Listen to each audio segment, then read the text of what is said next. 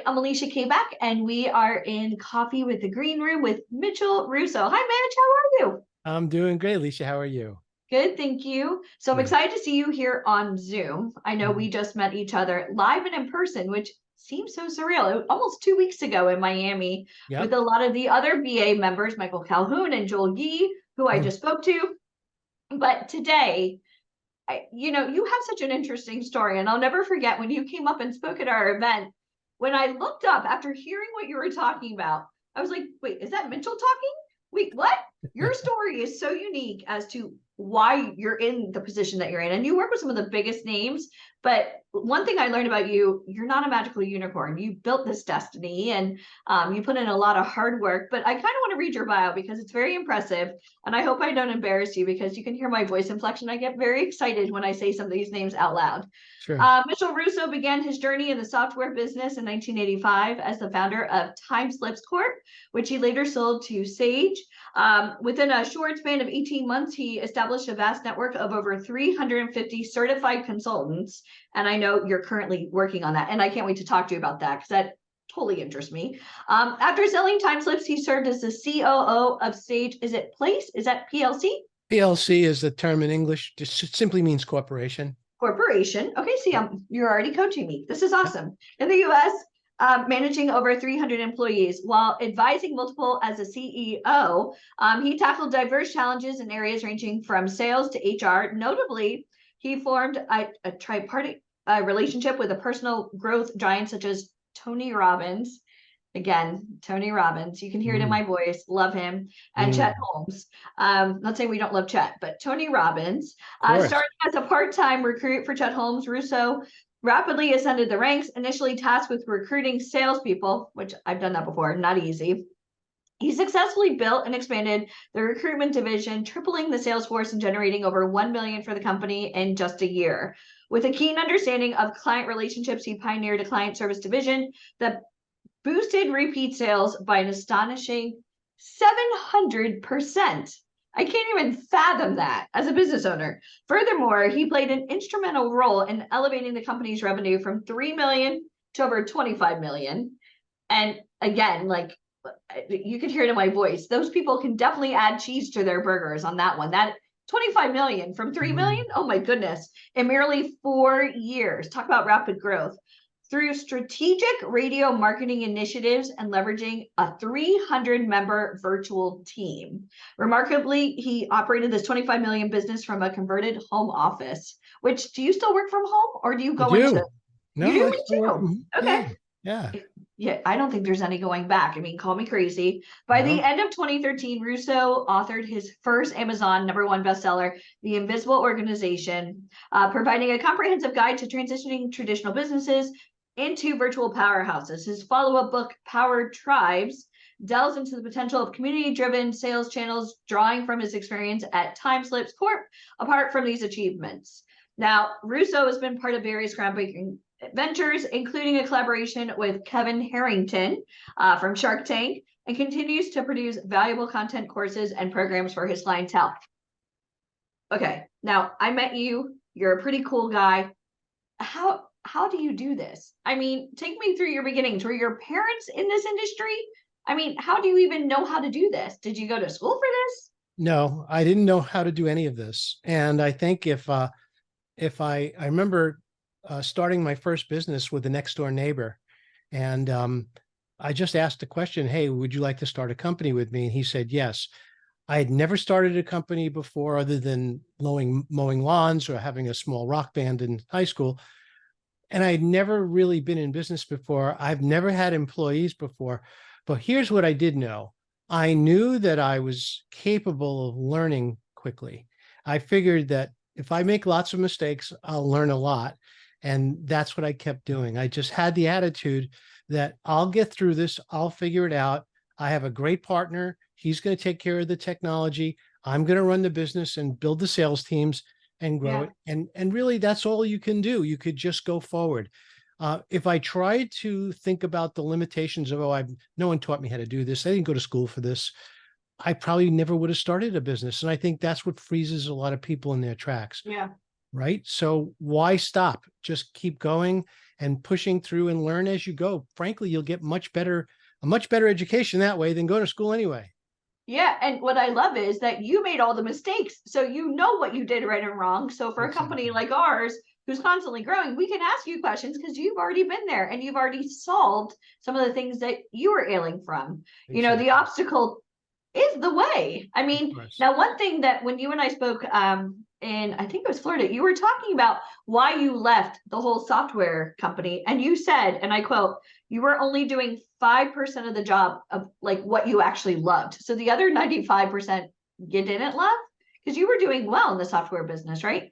I did. And the problem was is that, I started just my partner and I, we ended up with over 100 employees. And what started to happen is that, you're taught by your mentors to delegate. You can never get anywhere without delegating. Right. Well, unfortunately, I delegated the stuff I loved. So I ended up with all the crap work that was left over, all the admin, all the HR, all the legal Not fun baloney. stuff. Oh, Yeah. I hated that stuff. So for me, by the time I sold the company, I was really looking to roll up my sleeves and get busy again. That was really what I Yeah. wanted.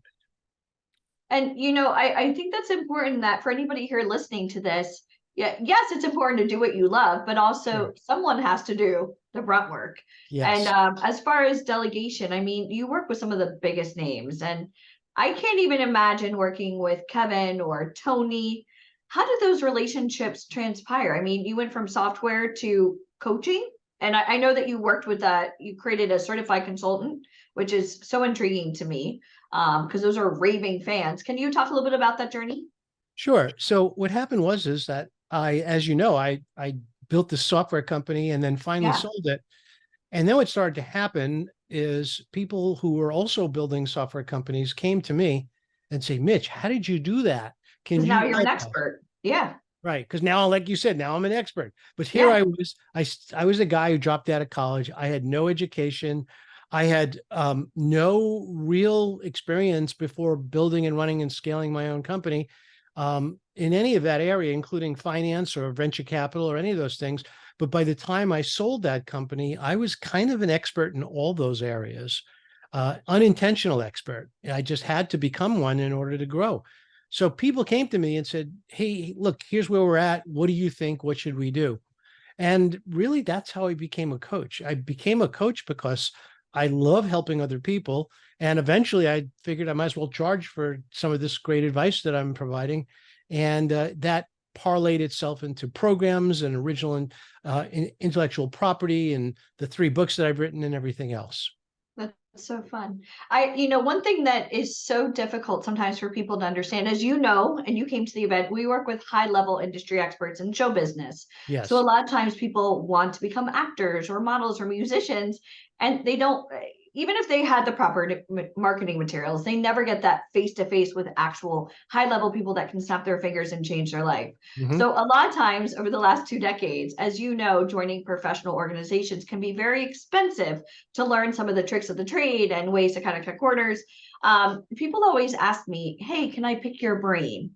And to me, I know how much we spend, $250,000 a year just on professional relationships, Mhm. picking my brain. Do you get a lot of that where you put in so much time, so much money, just blood, sweat, and tears, picking your brain sometimes? And this is probably why you led into coaching because so many people probably wanted to pick your brain because you had done extraordinary things and you're living and breathing and I hate to sound like long-winded on this, but probably growing up, like you said, you didn't go to college. Did you have any friends or family members that kind of assisted you, or did you just fall on your face numerous times and just got back up and like figured out what worked and what didn't? And then I'm sure you became an inspiration to a lot of people, which is why, it's an amazing thing that they were asking for help, right? Yeah, exactly. Well, first of all, I think we all, every human being, particularly those of us who are in the pursuit of greatness, and we all are in pursuit of greatness. I Yeah. mean, maybe you don't like those words, but that's what we're doing. Every day we You're wake on a up, path somewhere. right? We're Yeah. basically looking to advance ourselves in one way or another. And we have innate abilities that in many cases we don't know about. And this is the interesting thing about human beings. We get to see in others what we cannot see in ourselves. And others saw in me things I did not see in myself. That inspired them to want to help me Right. the same way that I am inspired to want to help others, and you are as well. Yeah. So, so this whole cycle of, it's did you ever hear the joke about the 10-foot chopsticks? No. It's a very cute joke, and it's relevant. So guy goes he's about to die. So he says to his pastor, he says, look, I know I'm going to soon be going to heaven or going to hell. I'm going to be dying. What should I expect? And he says, oh, when you get to heaven, there's going to be an amazing banquet. There's going to be foods of every form, and nothing will ever make you fat. You'll immediately be 50, 40 Sounds years magical. younger. Yeah. Right. It sounds wonderful. But you have to just beware. You have to learn how to eat. And he goes, oh, okay. Sure. And so, of course, he dies and he gets up to heaven, and he, just as predicted, he shows up and there's this beautiful banquet, but he's looking around and almost everybody is starving. And he didn't understand what was going on until people are sort of fighting and trying to eat with, because there's no utensils. There's only these 10-foot chopsticks that are in the corners. And who's going to be able to use 10-foot chopsticks? But that's the only way. So these people are starving. So he finally walks to the end of the table, and a man walks over to him and says, are you hungry? And he said, yes. He goes, well, how about I take these 10-foot chopsticks and I feed you, and then you feed me? And he said, well, that would be a great idea. And that's what they did. And then they taught everybody in the room to use the 10-foot chopsticks to feed each other. So interesting. So the whole idea and the point, I think, of the story is that we all have available to us 10-foot chopsticks, but we first have to feed others before we could eat ourselves. And when it comes to helping others, I love helping others, and I know you do too. Yeah. And when someone says to me, can I pick your brain? If I could give them in 2 or 3 or 5 minutes a tip that will advance them one step ahead in this world, unless I'm being mobbed by people and it's taking over my life, I'm happy to do it. Like an aha moment. Yeah. Yeah, because if I could create that moment for somebody, and don't forget, like the 10-foot chopsticks, I had mentors too. I had people who saw something in me that I didn't see in myself and stood up and said, Mitch, I can help you with that. Or, back then when I was starting Timeslips Corporation, I had to hire the equivalent of coaches that I couldn't afford. I couldn't even afford to not afford them. That's how cheap I was and how little money we had at that beginning stage of the company. But I knew you call it a poverty mindset, or did you just think you just couldn't do it? No, I felt a lot of resistance about spending a big chunk of my savings and potentially going into debt. With no guarantee. With no guarantee to basically get advice from another person. And a lot of people don't understand the value of that, especially when that person has done what it is that you set out to do. Right. You can't afford not to do that. Yeah, right. For sure.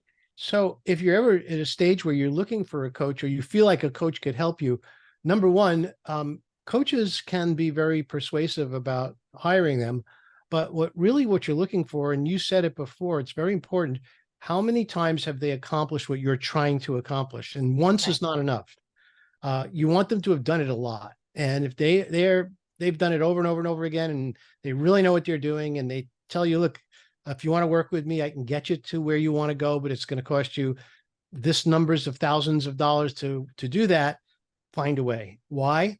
Because you'll get to where you want to go with the right help. And that's really what it comes down to with coaching. And that's why I wrote the books that I wrote. That's why I engage with the people that I do, because I love seeing people advance. I really thrive off of watching people and helping people go to the next level. You're such a good heart. And, when I met you live and in person in Miami, and again, you're part of the BA, which is an amazing network. There's a saying, your network is your net worth, which I know gets so played out, but it's true. Yes. You truly are the sum of the top 5 people that you hang out with. So for us, getting to meet you, getting into that proximity, I think it's amazing. Because kind of like what you just insinuated, you cut a check for speed. You want to work with people that have been where it is that you want to go, that know the formula. But even a coach, you still have to put in the work with a coach. And that's what a lot of people don't understand. We're only as good as the training, but you have to implement. And I can't express that enough. Exactly. And so you are currently in South Florida. You're still working from home, Yes. essentially. Now, the last 2 years have been insane. Were you surprised that a lot of people just didn't go back to the office, or do you kind of like working from home? Because I know that, again, you did a lot of stuff virtually over the years. Do you see a need to go back, or do you think people really can stay productive from home? It really depends on the position. I mean, my first book, The Invisible Organization, Yeah. was a book about how to transition a company from brick and mortar to fully virtual. But there are companies that you can't do that with. I mean, you can't do Yeah. that with a dentist. You can't do that with a restaurant. No. You can't do that with a meat cutting, a meat trimmer or somebody. You got to have physical presence. So when you talk about going back, I assume that you really mean going back to an office. Yeah. And the value of an office is it's there. I mean, you get to collaborate with people in ways it's hard to do unless it's very carefully organized with electronic tools like Slack or Zoom or other things like that. So I think there's value to being in a community-like setting, but I also think that depending on the position, it's really not that important anymore. And that's what we're finding now. That's why these huge office buildings all over the big cities are now starting to go vacant because look, if you're in the programming or technical space or the creative space like advertising, you could do just as good work from your own home and probably work harder and longer. Without the And commute and yeah. exactly. Yeah. That was one of the things that baffled me because Mike and I used to have 3 offices in New York City. And I would think about all the WeWorks over there and all the office Mm, space. What are they doing with all of it? And, for me, I'm a first time mom. My little boy just turned 3 over the weekend. And I love the fact that I can work from home. yeah, But I always remind people you get rewarded in public for kicking butt in private. And a right. lot of people don't have the willpower. They know they want to do extraordinary things, but they don't have it in them when no one's watching to make sure that you're checking your emails. I check my emails, and I'm sure you do too. Midnight, 2 a.m. I'm waking Oh, up in yeah, the middle of the night to get, the baby some milk. 4 yeah. a.m. I'm checking emails because when you love what you do, you never work a day in your life. Do you feel as though now, being that you're happy and you're working from home and you love seeing people succeed, do you ever feel like work is a lifestyle for you? Because I do. I feel like it's who I am as a person. Do Well, you consider this work or well, I mean, look, I love what I do. Hopefully that's obvious. I yeah? really do, but it's not what I would call my true passion. Okay. So I think that for me and maybe for many people, my true passion is a different form of creativity. This is Okay. creative. My Yeah. business coaching is creative. The work I do with my clients is creative, but my real creativity is my photography. And Oh, okay. and so for me, if I can go out photograph in the most beautiful parts of the world, I'm there. In fact, this is a new development, but I might actually be working as a tour guide for a photography company. So Wow. I mean, it's really what I love the most. And I love to create art and I love to write. So if I could be writing and creating photography and still earning a great living doing what I'm doing, then I'm a pretty Which you happy can do guy. from anywhere now. I mean, that's the Exactly. coolest thing. National Ex- Geographic. Yep. Yeah, that's really cool. Yeah. Yeah. So my passion is really around the creative arts. And I think a lot of people listening to this probably say the same thing. And it's not a bad thing. You can't say, well, look, I could be a musician, a makeup artist, or an actor on the side, and Well, I can help you with that. When you're ready, I you can tell me. I'll be I right will, I there. Okay. absolutely will, but I'm not going to get any joy from manual labor or working in an Yeah. office because that's what I got to do to survive right now. But Right. having Pay a the bills. dream, Right. yeah, and you got to have a dream. I think it's important that you do, and I think that's where most of us are at. Yeah. And that's so interesting. Okay. So I do want to hear how this collaboration with Kevin Harrington took place. I mean, he's a shark from Shark Tank. How did that even happen? How did that transpire? Well, you said before, proximity. So I was at a mastermind and Kevin was a speaker at the mastermind. And I approached him after the mastermind. A lot of people, oh, you can't really talk Yeah. to speakers. He's a normal guy. And somebody that I admired. So I walked over and said, hey, I really love what you've done. It's incredible. Love to get a chance to chat with you. And he did the most amazing thing I'd ever thought would happen. He said, here's my cell. Give me a call anytime. said, what? Okay. And I did. And I called him up and we got together and we had dinner together and we start to build a friendship. And then some years later, I was asked by a third party company to create a new business coaching division for this other company. And I said I would. And I said, I think we should probably have a spokesperson if we're going to go out to the public. And he said, who do you recommend? And I said, well, I like Kevin Harrington as a spokesperson. And I've worked with him. Recognizable face, brand. Yeah. Right. Everybody knows him. And they said, Trustworthy. they said, that's a great idea. So we did. And we got Kevin involved. And then Kevin, myself, and a small team, we built a whole new business coaching division for this third party company. And that's how I got to really know him.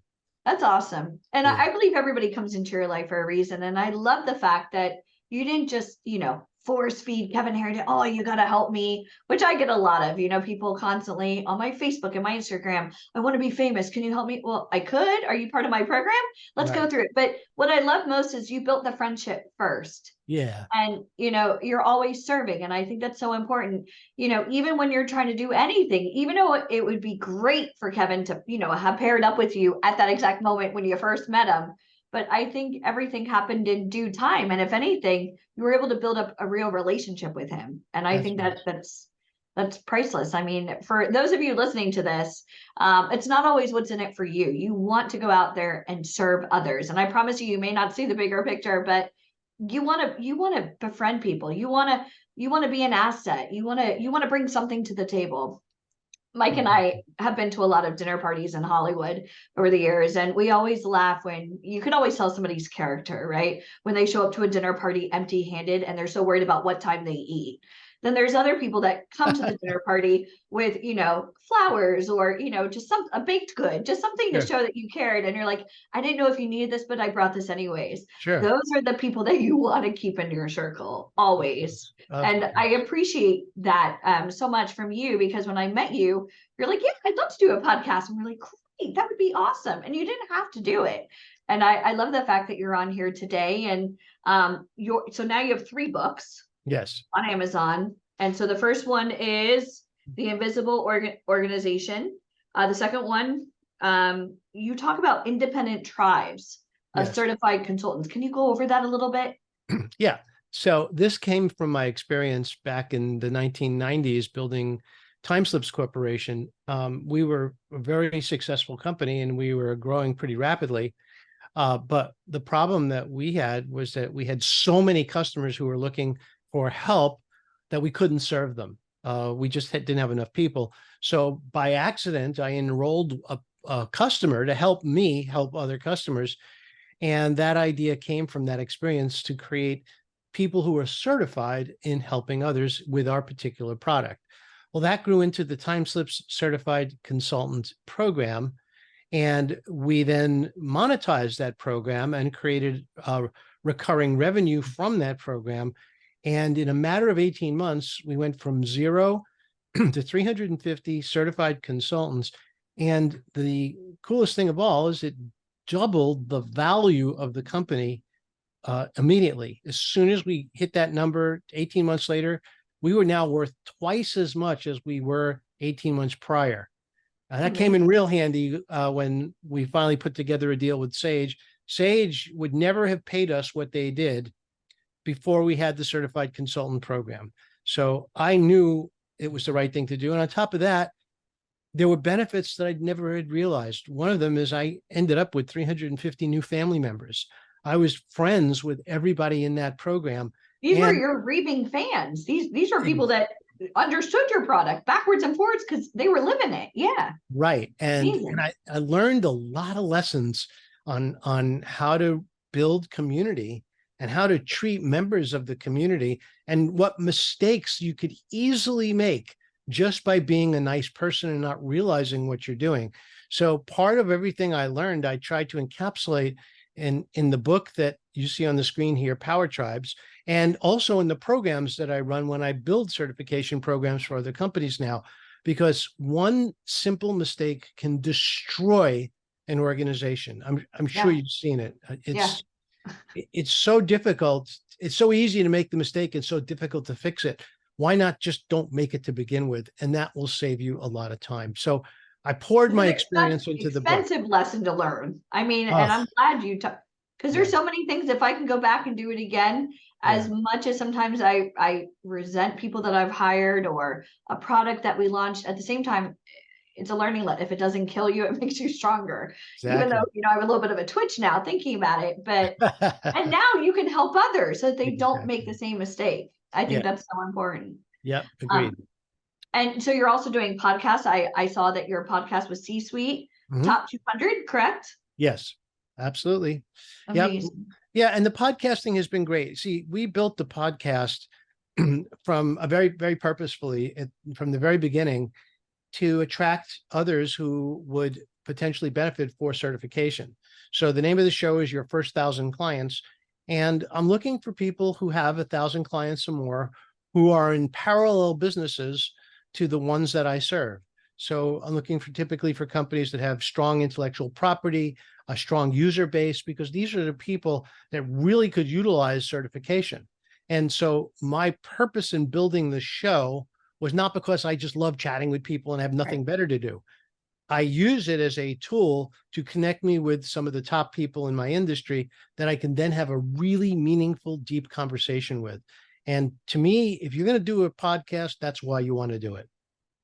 And I think that's important for anybody listening to this. Yes, it's great to have listeners, but it's Sure. also great to have people in alignment, because now users or listeners that you didn't even know maybe that other company had are now listening to your message. Exactly.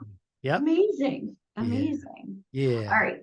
That's super cool. And I mean, I could talk to you all day, and we didn't even get to hear your stories about rock and roll, which that seems like that should be like the after party. You know what I mean? But I thank you so much for today. And can you give us links or anywhere to, I know you're on Amazon, correct? Sure. You could just go to Mitch Russo 360. It's on the screen as well. MitchRusso360.com. And that'll kind of land you on a page with just a bunch of other links to all the different things that I'm doing and the books I've written and the podcasts and more.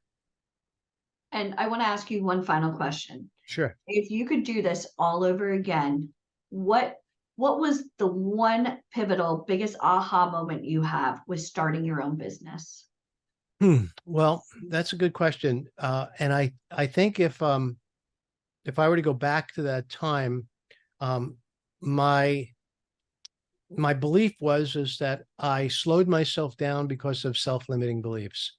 And as hard as I pushed, as fast as we went, I could have gone faster and I could have done more if I were not giving in to my self-limiting beliefs.